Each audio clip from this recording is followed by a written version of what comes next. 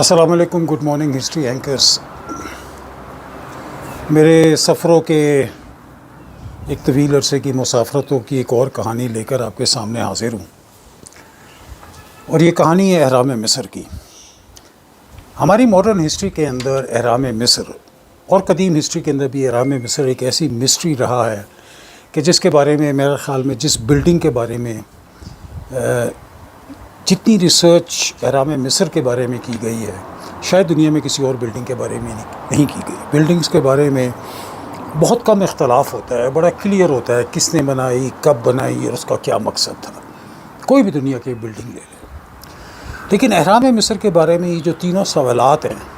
کس نے بنائی، کب بنائی اور کیوں بنائی،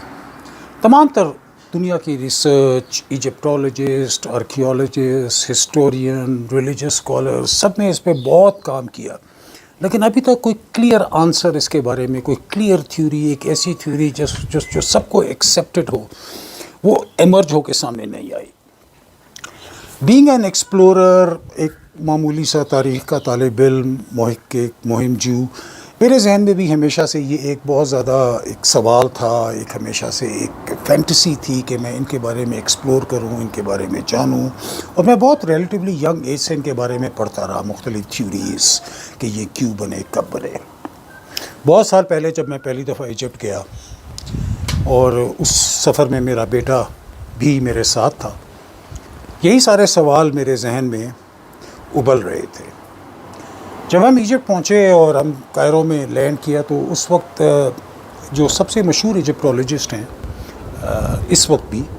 عثمان شوقی ان کا نام ہے، ان کو میں نے ہائر کیا ایز مائی گائیڈ، چونکہ میں نہیں چاہتا تھا کہ ایک عام آدمی، ایک عام جو ایک ٹور گائیڈ ہوتا ہے جس کی رٹی رٹائی کہانیاں ہوتی ہیں، وہ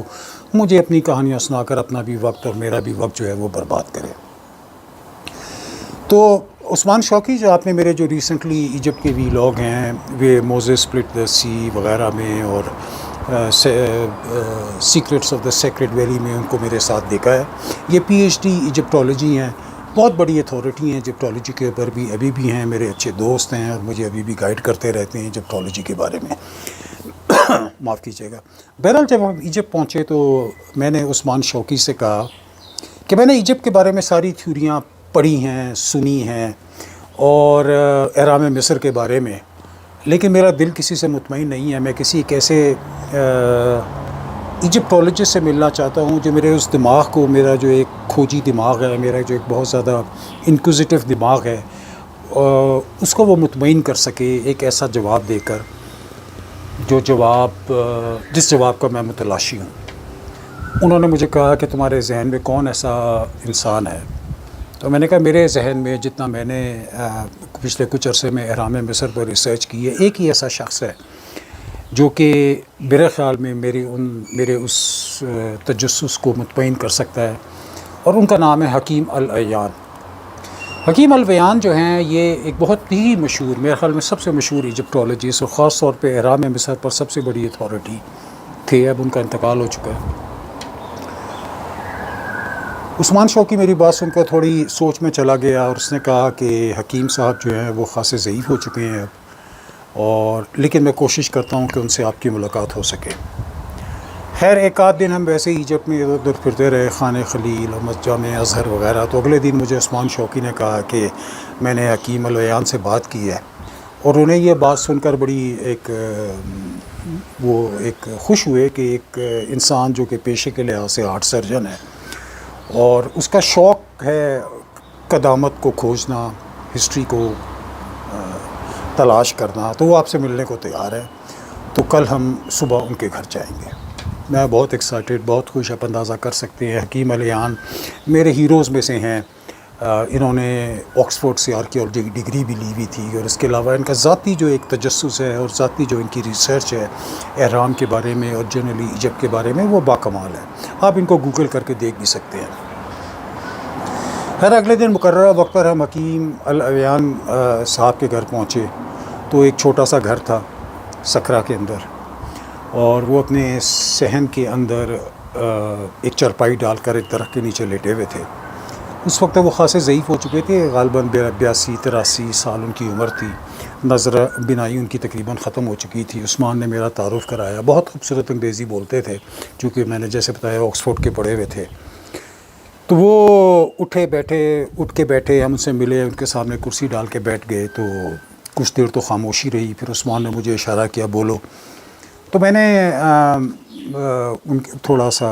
مطلب تھوڑا سا ایک جھجک کے ان کے سامنے کہا کہ میں نے کہا سر، میں تاریخ کا ایک معمولی سا طالب علم ہوں، اور اہرام مصر ایک ایسی مسٹری ہے جس نے مجھے ہمیشہ بہت زیادہ بیفل کیا ہے، اور جتنی پریولنٹ تھیوریز ہیں ان 3 چیزوں کے بارے میں، وائی، وین اینڈ ہاؤ، ان کے بارے میں جتنی جو مروجہ تھیوریز ہیں میں پڑھ چکا ہوں، اور میرا دماغ نے ان میں سے کسی ایک تھیوری کو بھی ایکسیپٹ نہیں کیا۔ تو یہ بات سن کر وہ تھوڑے سے مسکرائے، انہوں نے کہا مجھے کیا تمہیں پتہ ہے، مجھے بتاؤ۔ تو میں نے پھر تھوڑا سا جو میرا معمولی سے تاریخ کا مطالعہ تھا میں نے ان کو بیان کرنا شروع کیا۔ میں نے کہا جہاں تک سر اس بات کا تعلق ہے کہ ہو میڈ اٹ، کس نے بنائے، تو میں نے کہا کہ بہرحال اہرام مصر کا جو پہلا ریفرنس ملتا ہے تاریخ میں، وہ ایک بہت بڑے، میں ان کا پہلے بھی اپنے ویڈیوز میں اور وی لاگز میں ذکر کر چکا ہوں، ایک بہت سیدنا مسیح علیہ السلام سے بھی تقریباً 100 سال پہلے ایک بہت مشہور جوئش ایکسپلورر تھے فلیوس جوزفس، انہوں نے دنیا کا پہلا سفر نامہ بھی لکھا تھا، اور اس سفر نامے میں انہوں نے اس سارے حصے کا سفر، یعنی مڈل ایسٹ جسے اب ہم کہتے ہیں، جس میں مصر بھی شامل تھا، اس سارے حصے کا سفر انہوں نے کیا تھا، اور انہوں نے 2 چیزیں ہمیں دی تھیں اس سفر کے دوران، ایک ڈیڈ سی یعنی بحیرہ مردار، اور دوسری اہرام مصر۔ اس سے پہلے اہرام مصر کا جو تذکرہ ہے وہ ہمیں نہیں ملتا تاریخ میں، تو وہ جوزفس فلیوس پہلے انسان تھے جنہوں نے اہرام مصر کو دیکھا اور اس کو ڈسکرائب کیا اپنے سفر ناموں میں۔ تو انہوں نے اس بات میں سر ہلایا کہ جیسے ہاں ٹھیک کہہ رہے ہو۔ میں نے کہا جی جب وہ جوزفس فلیوس وہاں پہنچے اہرام مصر، اب اہرام مصر ایک ایسی بلڈنگ ہے جو اب بھی یعنی 2024 میں بھی اگر جو انسان اس کو پہلی دفعہ دیکھتا ہے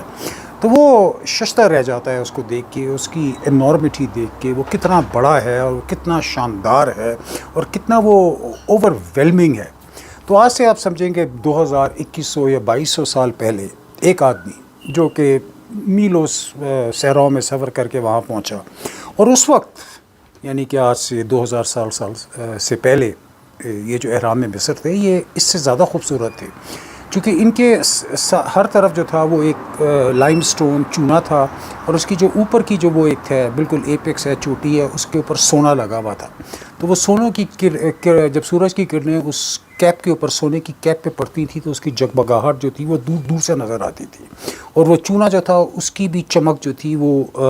سورج کی روشنی میں بہت زیادہ اجاگر ہوتی تھی۔ اب آپ سوچیں 2100 سال پہلے ایک آدمی وہاں پہنچا فلیوس جوزفس، اور اس نے یہ ایک ایسی بلڈنگ دیکھی جو کہ کسی انسان کے تصور میں بھی نہیں تھی، تو وہ یقیناً، میں نے بھی جب پہلی دفعہ دیکھا، آپ نے بھی جب پہلی دفعہ دیکھا ہوگا اہرام مصر، تو آپ یقیناً مطلب انسان جسے کہتے ہیں نا آ اسٹرکن انگریزی میں کہتے ہیں کہ انسان جو ہے وہ بالکل ایک کمپلیٹ آ کے اندر چلا جاتا ہے کہ یہ کیا مارول ہے، آرکیٹیکچرل مارول ہے۔ اب جیسے آپ جانتے ہیں کہ اب تو نہیں، لیکن اس وقت پہلے جو دریائے نیل تھا یہ بالکل اہرام مصر کے ساتھ بہتا تھا، اور اس دریائے نیل کے ساتھ ساتھ بہت سارے کھیت اور چھوٹے چھوٹے گاؤں تھے جہاں پہ لوگ کام کرتے تھے۔ تو جوزفس فلیوس نے وہاں پر کام کرنے والے لوگوں سے پوچھا کہ یہ کیا ہے؟ انہوں نے کہا جی یہ فرعون کے مقبرے ہیں۔ اس نے دوسرا سوال پوچھا کہ یہ کس نے بنائے؟ تو انہوں نے کہا جی یہ فیروز آف ایجپٹ نے بنائے ہیں۔ اور یہی اس نے جو کچھ وہاں کے کسانوں سے، دہقانوں سے بات کرتے ہوئے پوچھا جوزفس فلیوس نے، وہ اس نے اپنے سفر نامے میں لکھا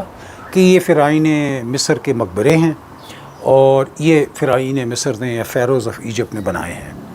اور پچھلے 2100 سال سے وہی جھوٹ ہم سب ریپیٹ کرتے چلے آ رہے ہیں۔ میری اس بات پر وہ تھوڑے سے،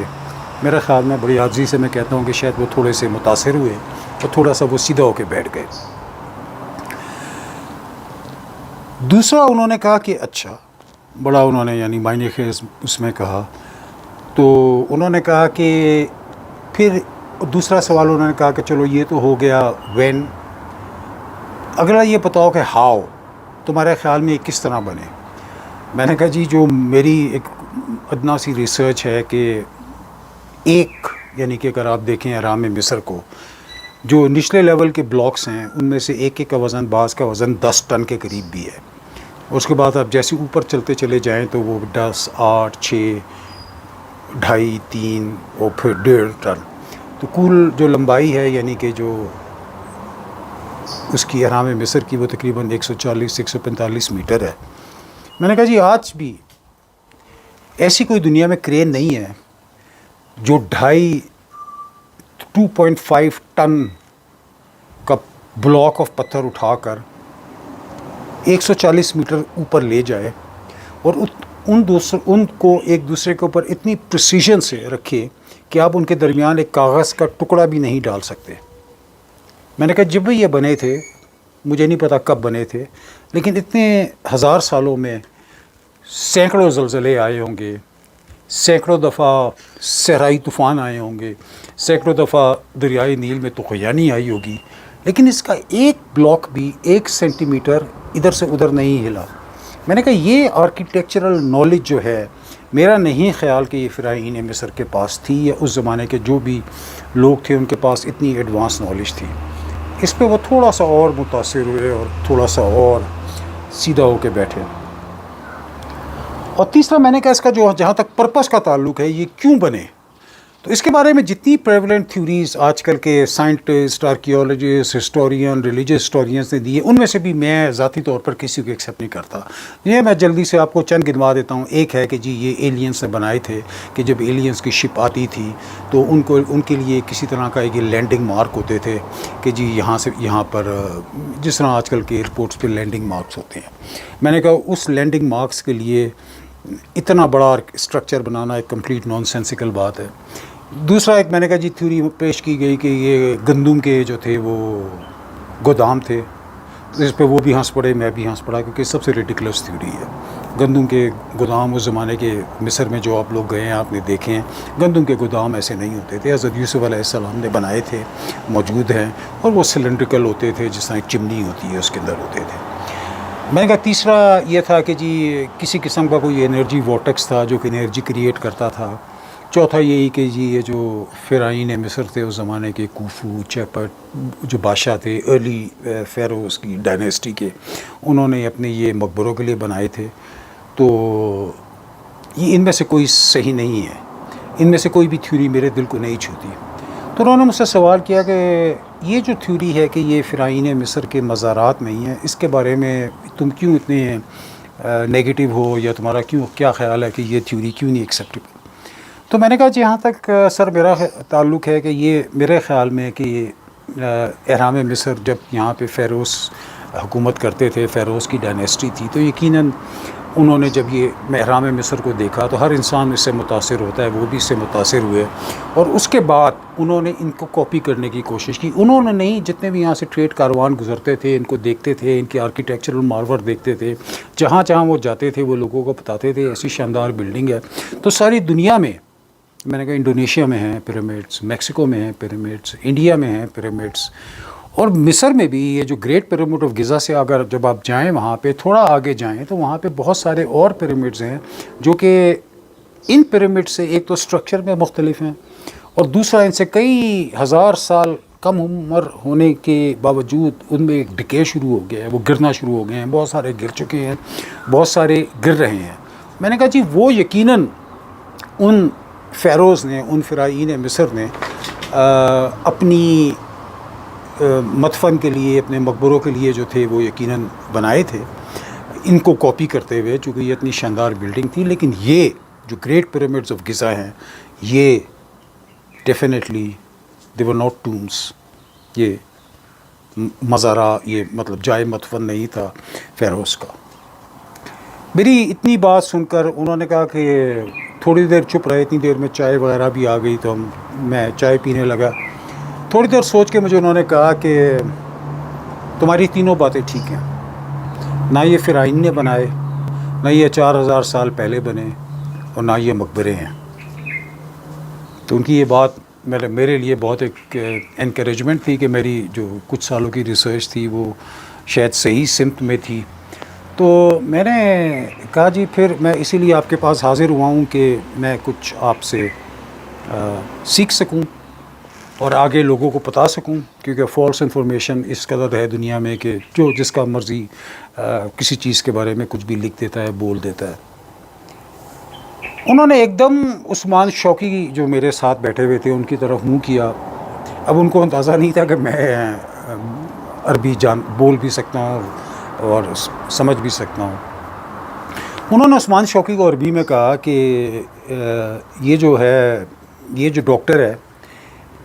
اس کو میرے خیال میں اس جگہ لے جانا چاہیے۔ عثمان شوقی نے کو پتہ تھا کہ میں عربی جانتا ہوں، تو اس نے ان کو انگریزی میں جواب دیا کہ جناب جو یہ ہے ڈاکٹر ہے یہ عربی جانتا ہے۔ تو وہ تھوڑے سے مسکرائے اور انہوں نے مجھے کہا کہ ٹھیک ہے، میں I want you to see something inside the pyramids, میں تمہیں کچھ چیز دکھانا چاہتا ہوں پیرامڈس کے اندر، اور وہ دیکھنے کے بعد تم آج رات پیرامڈ جاؤ گے اور میں تمہارے لیے اس پیرامڈس کے اندر بندوبست کرتا ہوں، رات کے وقت تقریباً 9-10 بجے وہاں جانا، عثمان تمہارے ساتھ ہوگا اور ایک گائیڈ ہوگا جو تمہیں ایک ایسی جگہ لے جائے گا جہاں سے شاید وہ جو تمہارے ذہن کی الجھنیں ہیں، جو گتھیاں ہیں تمہارے ذہن کی، ان کے بارے میں وہ سلجھنا شروع ہو جائیں۔ میں بہت جیسے آپ کو پتہ ہے میں ہمیشہ سے میتھس، مسٹریز، لیجنڈس کا مارا ہوا، ہمیشہ سے ان کا متلاشی، ان کا کھوجی۔ میں نے ایک سیکنڈ بھی نہیں سوچا کہ جو کچھ میں کرنے جا رہا ہوں یہ اللیگل ہے، وہ خطرناک ہے، نہ صرف ایڈونچر کے لحاظ سے، صحت کے لحاظ سے، لیکن یہ کئی سال پہلے کی بات ہے، اس وقت میں زیادہ فزیکلی فٹ بھی تھا۔ خیر میں نے حامی بھر لی، ہم کہتے ہیں اس کے بعد پھر ہم کل رات دوبارہ تو میرے ساتھ آنا اور ہم اکٹھے کھانا بھی کھائیں گے۔ خیر میں واپسی پہ میرے ذہن میں ایک عجیب ہی جان انڈیانا جونز کی فلمیں میرے ذہن میں چل رہی ہیں کہ میں اکیلا ہوں، پیرامڈس میں جا رہا ہوں، کہیں سے کوئی، آپ کو پتہ ہے جس طرح انسان کے ذہن میں جو مائنڈ ورکس ہم یوں، آپ کا دماغ آپ کے ساتھ کھیلنا شروع ہو جاتا ہے۔ خیر اس رات تقریباً 8:30 بجے کے قریب عثمان آ گیا مجھے لینے کے لیے، اور وہ لے کر ہم وہاں پہ، اب احرام مصر بند ہو چکے تھے اور ان کے اوپر لائٹیں جو تھیں، آپ کو پتہ ہے جو آپ لوگ وہاں گئے ہیں تو وہاں پہ وہ لائٹیں دور سے اسپاٹ لائٹس وغیرہ جل رہی ہوتی ہیں۔ ہم ایک بہت پچھلے رستے سے جا کر ایک سیکیورٹی گارڈ سے ملے۔ سیکیورٹی گارڈ کو پتہ تھا ہم آ رہے ہیں، اس نے ہمیں کہا کہ ابھی جلدی ہے، ہمیں گھنٹہ ایک انتظار کرنا پڑے گا۔ گھنٹہ ایک اس نے اپنے چھوٹا سا ایک کیبن تھا اس کے اندر بٹھایا، چائے وائے پلائی۔ تقریباً جب 10-10:30 بجے کا ٹائم ہو گیا تو اس نے مجھے اشارہ کیا۔ عثمان میرے ساتھ نہیں جا سکا چونکہ عثمان کو کوئی ایک پیدائشی طور پر ٹانگوں کا پرابلم ہے، تو وہ زیادہ دیر چل نہیں سکتا، اور آپ میں سے جو احرام کے اندر گئے ہیں آپ کو پتہ ہے احرام کے اندر ایک بہت بڑا ریمپ ہے، اوپر جاتا ہے پھر دائیں بائیں، یعنی فزیکلی کافی مشکل کام ہے احرام کے اندر چلنا۔ اس گائیڈ کے پاس ایک ٹارچ تھی، اور اس ٹارچ میں سے انہوں نے جو مین، آپ لوگوں نے دیکھا ہے جو گریٹ پیرامڈ آف گیزا ہے اس کا جو مین دروازہ ہے، وہ مین دروازہ لاک ہوتا ہے، لیکن اس کے ساتھ ایک اندر چھوٹا سا دروازے کے اندر ایک دروازہ لگا ہوا ہے۔ تو اس دروازے کے جو چھوٹا دروازہ ہے اس سے ہم چپ کر کے انٹر ہوئے، اور اب رات کو ایک ہزاروں سال پرانے پیرامڈ کے اندر میں، وہ سیکیورٹی گارڈ جو غالباً اس وقت کوئی 50-55 سال کا انسان تھا، وہ کافی دعائیں شعائیں بھی پڑھ رہا تھا قرآن مجید سے، میں نے بھی آیت الکرسی پڑھی، اور ہم وہ جو ریمپ جو آپ میں سے جو لوگ احرام مصر کے اندر گئے ہیں تو آپ کو پتہ ہے جیسی آپ انٹر ہوتی ہیں تو ایک ریمپ ہے جو سیدھا اوپر جاتا ہے، اوپر جا کے وہ ایک چیمبر میں ختم ہوتا ہے، جس کے درمیان میں ایک قبر ٹائپ کی ہے، جس کے بارے میں لوگ کہتے ہیں کہ وہ فرعون کی قبر تھی، لیکن اس کے بارے میں کبھی دوبارہ عرض کروں گا کہ وہ فرعون کی قبر نہیں تھی۔ خیر ہم اس ریمپ پر اوپر چلنا ہوئے۔ اب آپ کو پتہ ہے کہ احرام کے اندر خاصا حبس ہوتا ہے، پسینے میرے چھوٹ رہے تھے اور ریمپ کے اوپر چڑھ رہے تھے۔ تقریباً ریمپ پہ تقریباً 1/3 چلنے کے بعد جو لوگ آپ میں سے گئے ہیں احرام میں، اگر آپ کو یاد ہو کہ بائیں ہاتھ کے اوپر، الٹے ہاتھ کے اوپر ایک چھوٹی سی شافٹ سی آتی ہے، جس کے اوپر اب انہوں نے ایک جنگلہ سا لگا دیا ہے، اور وہ جنگلہ لاک ہوتا ہے۔ اس نے وہ جنگلہ کھولا، اور وہ اتنی سی جگہ تھی کہ جس میں سے میں اکڑوں ہو کے اندر جا سکتا تھا۔ پہلے اس نے مجھے کہا تم جاؤ۔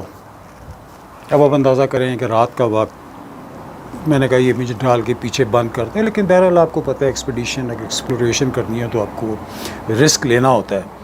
تو میں خیر اس کے اندر، شافٹ کے اندر چلنا شروع ہوا، وہ میرے پیچھے آیا، اس نے جنگلہ بند کیا. اب ہم اکڑوں چلتے ہوئے, بس میرا سر سے اتنی اونچی تھی چھت, چلتے چلتے چلتے اس کے بعد ایک نسبتاً کھلی جگہ آ گئی اتنی, اور ایک چھوٹا سا کمرہ تھا, اور اس کمرے میں کچھ بھی نہیں تھا, خالی ایک کمرہ سا تھا, لیکن اتنا تھا کہ میں سیدھا کھڑا ہو سکتا تھا. وہ بھی آگے, اور وہ سیدھا کمرہ آگے کھلتا تھا, اور اس کے بعد جا کے دوبارہ ایک شافٹ آ جاتی تھی. لیکن اب ہم نیچے جا رہے ہیں, پہلے ہم اوپر گئے, اب ہم بالکل جیسے نیچے اتر رہے ہیں. خاصی دیر یعنی کہ اس کمرے سے نکل کے اگلی شافٹ میں داخل ہوئے اور نیچے کی سائڈ پہ جانا شروع ہوئے, اور تقریباً 5 یا 7 منٹ چلنے کے بعد ایک دم مجھے ایک ہوا, ٹھنڈی سی ہوا سی محسوس ہوئی. تو میں نے ایک دم دیکھا کہ میں ایک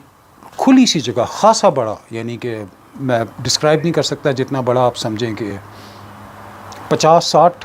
میٹر بڑی جگہ, ایک ہال سا ہوں, اور وہ جگہ ایسی ہے جیسے ایک بیچ ہے, اس میں سینڈ پڑی ہوئی تھی, اور اس سینڈ سے آگے تقریباً 10 یا 12 فٹ آگے ایک پانی کا پونڈ تھا, اور اس پانی کے پونڈ کے بیچ میں ایک کرسٹل کی قبر تھی. اب آپ میری کیفیت کا اندازہ کر سکتے ہیں, میں بالکل وہ جو تھا وہ مجھے ٹارچ, اب اندھیرا آپ اندازہ کر سکتے ہیں اندھیرا کتنا تھا اور گھٹن کتنی تھی,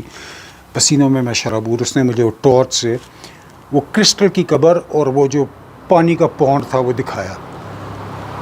اس نے کہا تھا کہ شیخ, یعنی مجھے عربی میں کہتا ہے کہ شیخ یعنی حکیم علیان کے بارے میں, کہ شیخ نے مجھے کہا تھا میں تمہیں یہ جگہ دکھاؤں.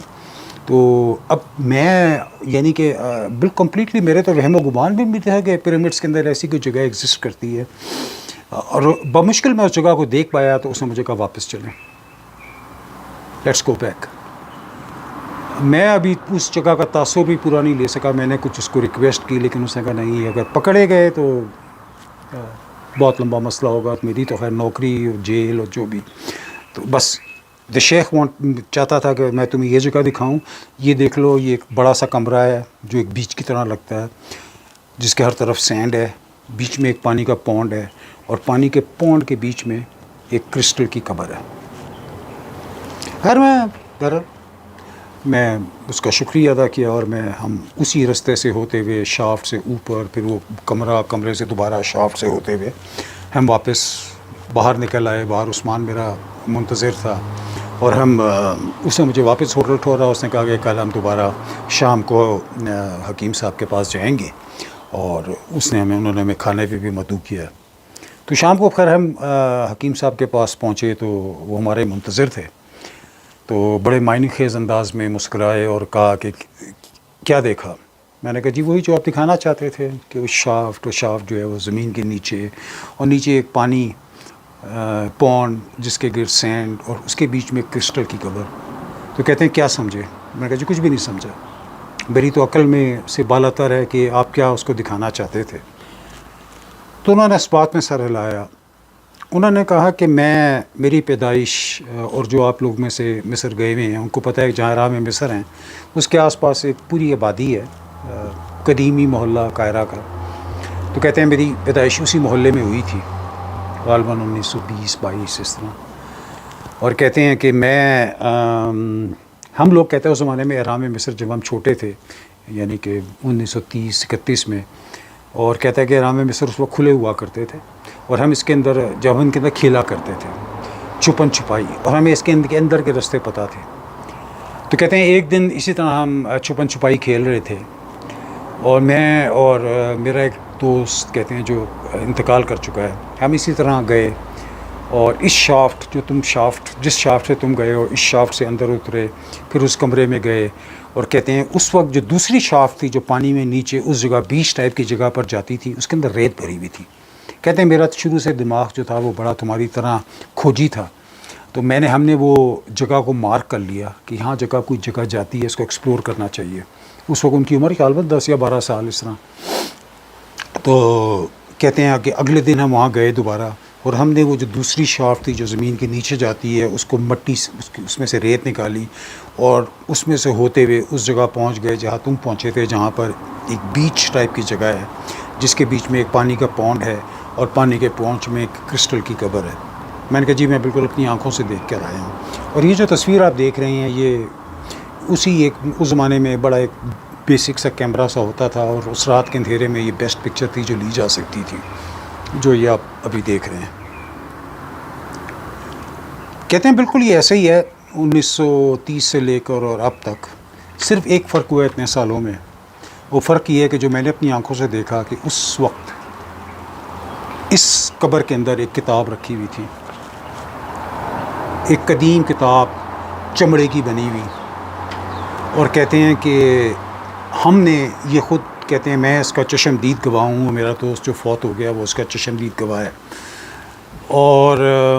کہتے ہیں کہ اس کے بعد اب صرف فرق یہ ہے کہ وہ کتاب وہاں سے غائب ہے۔ تو میں نے حکیم صاحب سے پوچھا کہ وہ کتاب کیا ہے آپ کے خیال میں، تو انہوں نے کہا کہ اب یہ تینوں تمہارے سوالوں کے جواب جو ہے نا اس ایک تمہارے ایکسپیرینس کے اندر ہیں۔ پہلی بات یہ کب بنے، کہتے ہیں یہ اس وقت بنے، یہ طوفان نوح سے پہلے کی واحد بلڈنگ ہے جو سروائیو کر کی ہے۔ اس سے پہلے طوفان نوح کے بنی ہوئی، جس طرح ہم انسانوں کے بارے میں بھی جانتے ہیں کہ سوائے وہ لوگ اور چرن پرند جو حضرت نوح کی کشتی میں تھے سب ختم ہو گئے تھے، یا ایٹ لیسٹ یہ جو علاقہ تھا میسوپوٹیمیا اور مڈل ایسٹ کا ادھر جہاں سیلاب آیا تھا، تو ساری کیونکہ یہی سویلائزیشن، یہی سینٹر تھا سویلائزیشن کا، باقی تو کچھ یعنی آگے پیچھے کوئی ریڈ انڈینز رہتے ہوں گے اس میں امریکاز میں، کچھ ایبوریجنل رہتے ہوں گے آسٹریلیا میں، لیکن جو ایپک سینٹر تھا ہیومن ڈیولپمنٹ کا، سویلائزیشن کا، لرننگ کا، وہ مڈل ایسٹ ہی تھا، تو وہ ختم ہو گیا تھا طوفان نوح میں۔ سب بلڈنگز ختم ہو گئی تھی، سب نالج ختم ہو گئی تھی، سب انسان ختم ہو گئے تھے، سب چرن پرند ختم ہو گئے تھے، سوائے ان کے جو اس کشتی میں تھے۔ اور ڈیفینیٹلی یہ بہرحال کچھ اسرائیلی روایات بھی ہیں، کچھ اسلامی روایات بھی ہیں کہ کچھ جائنٹ ہیومن قسم کے لوگ تھے جنہوں نے سروائیو کر لیا تھا۔ اس کے بارے میں پھر کبھی بات کریں گے، اس کے بارے میں میری ریسرچ ہے کہ وہ جائنٹس کون تھے۔ کہتے ہیں یہ وہ واحد بلڈنگ ہے جس نے طوفان نوح، یہ ایک ایڈوانس سویلائزیشن جو کہ طوفان نوح سے پہلے ایگزسٹ کرتی تھی، انہوں نے اہرام مصر کو بنایا، اور ان کا آرکیٹیکچر جس طرح تم نے صحیح کہا ہے کہ اب 21ویں صدی میں بھی کوئی ایسی کرین نہیں ہے جو کہ ان بلاکس کو اٹھا کر اتنی اوپر لے جائے اور اتنا پریسائسلی رکھ سکے،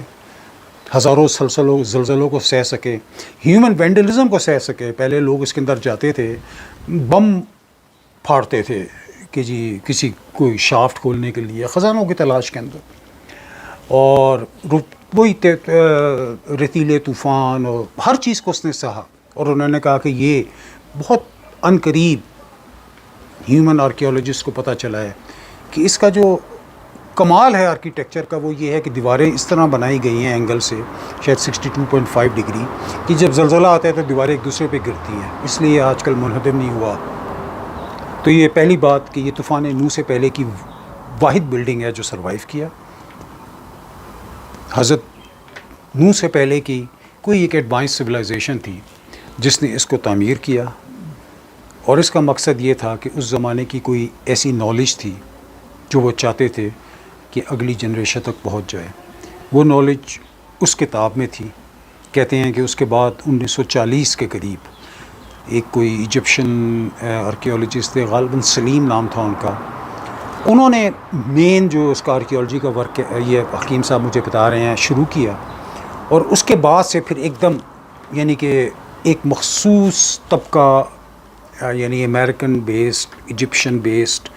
آرکیولوجسٹ جو تھے ان کو اجازت تھی وہاں پہ ڈگ کرنے کی اور ایکسپلور کرنے کی، باقی مصر میں جو مرضی کرتے رہیں، لیکن گریٹ پیرامڈ میں۔ اور اب غالباً 1990 یا 100 سے تو انہوں نے وہ بھی ختم کر دیا ہے کہ کوئی اس کے بارے میں مزید ریسرچ نہیں ہو سکتی۔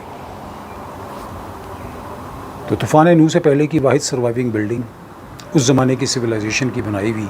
اس ٹیکنیک سے جو آج تک ہم، اب میں 2024 میں آپ سے بات کر رہا ہوں، ابھی تک ہمارے پاس ایسی ٹیکنیک کوئی نہیں ہے کہ جو اس کا ریپلیکا بنا سکے۔ ایک بلڈنگ جس کا وزن 5.7 ملین ٹن ہو اور وہ ہزاروں سالوں سے سروائیو کر رہی ہو، جس کا ایک پتھر 1 انچ بھی نہ ایک جگہ سے ہلا ہو، وہ بلا مقصد نہیں ہو سکتی۔ اس کے اندر کوئی ایسی میسج تھا، کوئی ایسی نالج تھی کہ وہ سویلائزیشن اگلی سویلائزیشن کو پاس کرنا چاہتی تھی۔ وہ اب کتاب کس کے پاس ہے، اس میں کیا نالج تھی، اس کے بارے میں مختلف تھیوریز ہیں، مختلف ایجپٹولوجسٹ سے میری بات ہوئی ہے. کچھ کا خیال ہے کہ وہ صحیفہ ادریسی کی اصل کاپی تھی، کچھ کا خیال ہے کہ اس زمانے کی سائنٹیفک ایڈوانسز اور جو بھی ان لوگوں کی وہ تھی اس کے بارے میں وہ کچھ چیزیں تھیں جو کہ ایک مخصوص دنیا میں جو اس وقت اسٹیبلشمنٹ ان کے ہاتھ آ گئی ہے، جس کو وہ یوز کر کے اپنا ایجنڈا پورا کرتے ہیں. اس کے بارے میں کچھ قطعی طور پر نہیں کہہ سکتا، لیکن بہرحال یہ ایک کہانی جس نے مجھ پر بہت اثر کیا اور میں نے سوچا میں آپ سے شیئر کروں. امید ہے آپ کو پسند آئی ہوگی، اور اسی طرح ٹریول کی کسی اور کہانی کے ساتھ عنقریب دوبارہ آپ کے سامنے حاضر ہوں گا. سننے کا بہت شکریہ. السلام علیکم.